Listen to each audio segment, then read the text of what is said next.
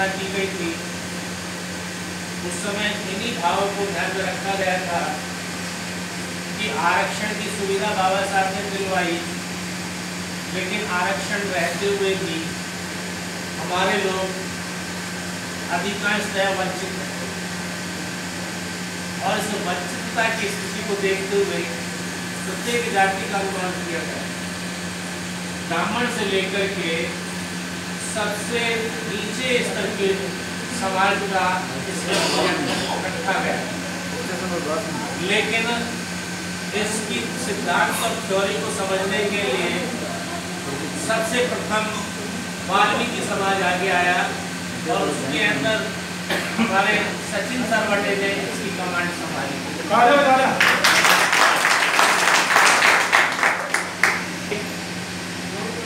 प्रभामंडल के ऊपर ले जाने का कार्य सचिन सरवटे ने किया। मेरे सपनों को पूरा करने का एक ऊषा जागृत हुई, एक आलोक जागृत हुआ, एक प्रकाश जागृत हुआ। इसके लिए सचिन सरवटे मेरे हृदय से हार्दिक धन्यवाद देता हूं।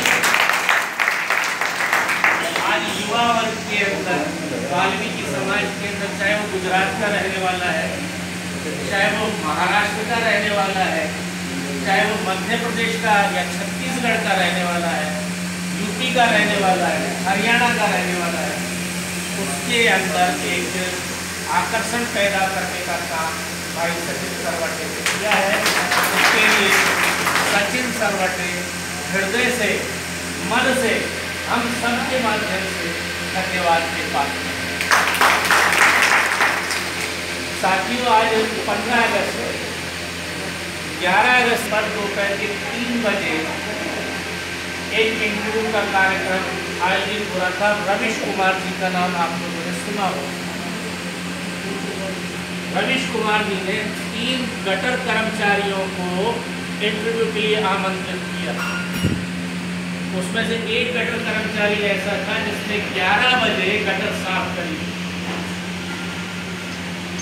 और उस समय रमेश कुमार जी ये बात कह रहे थे अपने उद्बोधन में कि सरहद पर मरने वाला, फ्रंट पर मरने वाला शहीद का दर्जा प्राप्त करता है, लेकिन गटर के अंदर मरने वाला उसका कोई नाम लेने वाला नहीं होता है। और यदि गटर साफ नहीं की जाए तो उस शहर की क्या हालत हो सकती है। 1991 से लेकर के आज 2017 चल रहा है, तो ये 27 साल के अंदर 1500 गटर के अंदर मरने वाले कर्मचारी दिल्ली, अकेले दिल्ली शहर के, ये आंकड़ा आप लोगों ने यदि वो प्रोग्राम देखा हो तो सुना होगा, समझा हो। 1500 लोग गटर के अंदर मरे गए। जब उन्होंने प्रश्न किया सामने बैठे गटर के कर्मचारी से कि भाई आपको मास्क या कोई सुविधा क्या दी जाती है, तो उन्होंने कहा केवल हमें एक चट्टी के अंदर, गटर के अंदर उतारा जाता है। दिल्ली की गटर की नीचे की जो गहराई है, जहाँ गटर है वहाँ 20 फीट नीचे उतरना होता है और टेस्ट करने के लिए केवल एक DSLI दी जाती है। वहाँ जो गैस इकट्ठी होती है उसमें सबसे अधिक मात्रा हाइड्रोजन सल्फाइड गैस की होती है। उसमें केवल इतना सा होता है कि सांस अंदर गई आदमी जीवित नहीं रहता, इतनी खतरनाक है। 3 व्यक्ति गैस उतारे जाते हैं। पहले व्यक्ति को रस्सा बांधा जाता है, दूसरा व्यक्ति उस रस्से को पकड़े होता है, तीसरा व्यक्ति आगे उस रस्से को पकड़ा होता है, लेकिन पहला व्यक्ति अंदर जाकर के ये कह नहीं पाता, उसकी डेथ हो जाती है। जब दूसरा व्यक्ति उसको ट्रेस करने के लिए रस्से के सहारे आगे बढ़ता है, दूसरा भी खत्म हो जाता है, तीसरे का भी यही हालत होती है। इतनी गंभीर समस्या गटर सफाई को लेकर के है। साथियों, आज पूरे देश के अंदर माननीय प्रधानमंत्री जी नरेंद्र मोदी सफाई का, स्वच्छता का ज्ञान और घर घर शौचालय का ज्ञान गांव-गांव के अंदर चलाने का कार्य चल रहा है। लेकिन जहाँ तक सवाल उठता है, गटर पे मरने वाले व्यक्ति का शहीद का दर्जा होना चाहिए कि नहीं होना चाहिए? ये मांग हम उठाना चाहते हैं, ये मांग हम उठाना चाहते हैं। हमारा भाई दिल्ली के अंदर मर रहा है, 1500 मर चुके 91 से लेके, उससे पहले मरे उनका तो अपने पास में हिसाब रिकॉर्ड नहीं है, आगे नहीं मरेंगे इसकी गारंटी नहीं है। इसलिए राष्ट्रीय वंचित लोग के माध्यम से ये बात उठाना चाहते हैं, सरहद पर मरे या गटर में मरे शहीद का दर्जा होना चाहिए, उसका बाकायदा उसी तरीके से तिरंगे झंडे में उसको कफन उड़ा करके और बाकायदा जिला कलेक्टर और एसपी डीआईजी रैंक के लोगों के माध्यम से उसका जो है अंतिम दाह संस्कार की यात्रा शुरू हो, उसका बाकायदा उस तरीके से जनाजा निकलना चाहिए। तब जाकर के भारत के संविधान का समता, स्वतंत्रता, भाईचारा का नारा बुलंद होगा। हम इस देश के अंदर आजाद हैं कि नहीं, इसकी गारंटी क्या है, इसका सबूत क्या है? यही सबूत होना चाहिए कि जब बॉर्डर के ऊपर एक ब्रिगेडियर मरता है, एक फौजी मरता है, तो उसको तो शहीद का दर्जा है, हमको शहीद का दर्जा नहीं है। ये असमानता का भेद मिटाने का आंदोलन राष्ट्रीय वंचित लोक मंच से हम उठाना चाहते हैं। दूसरी बात ये है कि जो मर गया वो प्राइवेट कर्मचारी होता है, वो सरकारी कर्मचारी नहीं है, उसको मिलने वाला मुआवजा कम से कम 20 लाख से कम नहीं होना चाहिए।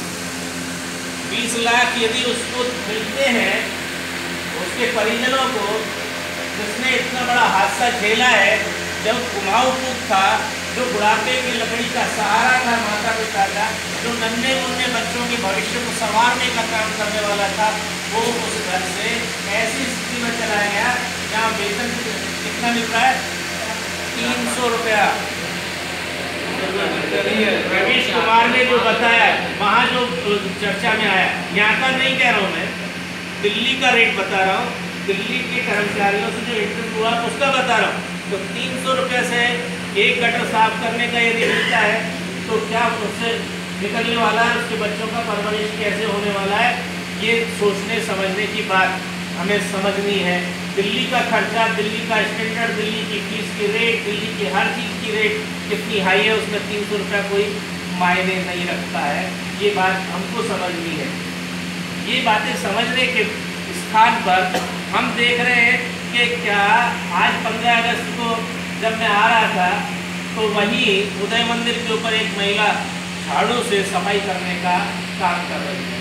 तो 15 अगस्त की आज़ादी हमारे लिए माताओं बहनों को नहीं है क्या? तो हमें ये छुट्टियां जो मिलनी चाहिए आज़ादी का उत्सव के ऊपर भी हमें जो है ड्यूटी पर जाना पड़ रहा है, वो भी ऐसे काम के लिए ये उचित नहीं है। इस बात को भी उठाने का जो है मंच हमें मजबूत करना होगा। साथियों, जिस समय भ्रष्टाचार की बात आई तो अन्ना हजारे ने रामलीला मैदान दिल्ली में आंदोलन किया, लेकिन उसको ये समस्या पूरे देश के अंदर समझ में नहीं आती है कि बेरोजगारी के तहत हमारे लोगों को गंदे धंधे का काम मजबूरी में उठाना पड़ता है, करना पड़ता है। और इतनी बड़ी बेरोजगारी के अंदर हमारे लोगों का आरक्षण के अंदर पहले स्थान होना चाहिए। अभी अंत्योदय योजना दीनदयाल उपाध्याय के नाम से चलाने की बात हो रही है, तो अंत्योदय योजना के अंदर भी, ताकि ये हमेशा के लिए बेरोजगारी की समस्या हल होने का मामला सुलझ सके। तो ये सारी मांगे हैं, लेकिन इन मांगों को हम सोशल मीडिया के माध्यम से राष्ट्रीय वंचित लोक मंच सचिन सरवटे उठा रहे हैं।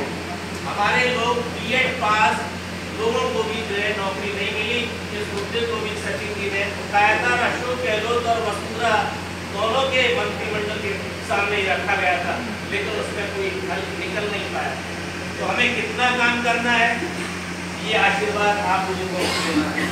हमारे नौजवानों को आगे आकर के राष्ट्रीय वंचित लोक मंच की सदस्यता ग्रहण करनी है और रामलीला मैदान दिल्ली के अंदर चल करके, जैसे अन्ना हजारे ने आंदोलन करके मामले को उठाया था, उसी तरीके से हमको भी उठाने की जरूरत है। हम रखते हैं, इन सपनों को पूरा करना चाहते हैं, समय अधिक हो रहा है। मैं और भी वक्ता है, साहब बड़े अच्छे लेखक और बड़े अच्छे मनीषी हैं, वो भी अपनी कुछ बात कहेंगे। मैं इन्हीं शब्दों के साथ, ये जोश बना रहे, ठंडा ना हो जाए, ये जोश बना रहना। इस साल के बाद अगले साल और बड़ा आपका कार्यक्रम चलना चाहिए। एक माँ मेरी बैठी है, उसकी जगह जितने पुरुष बैठे, इतनी माताएं बहनें अपनी होनी चाहिए और काम को आगे बढ़ाना है। अपना स्थान ग्रहण करता हूँ। आप लोगों ने जो आयोजन के अंदर इतना भार उठाया है, खर्च उठाया है, भोजन पानी की सारी व्यवस्था करने का काम किया है, इसके लिए मैं उन सबको साधुवाद देता हूँ। और मेरी ओर से राष्ट्रीय वंचित लोकमंच को 500 रुपये आपकी तरफ से भेंट करता हूँ।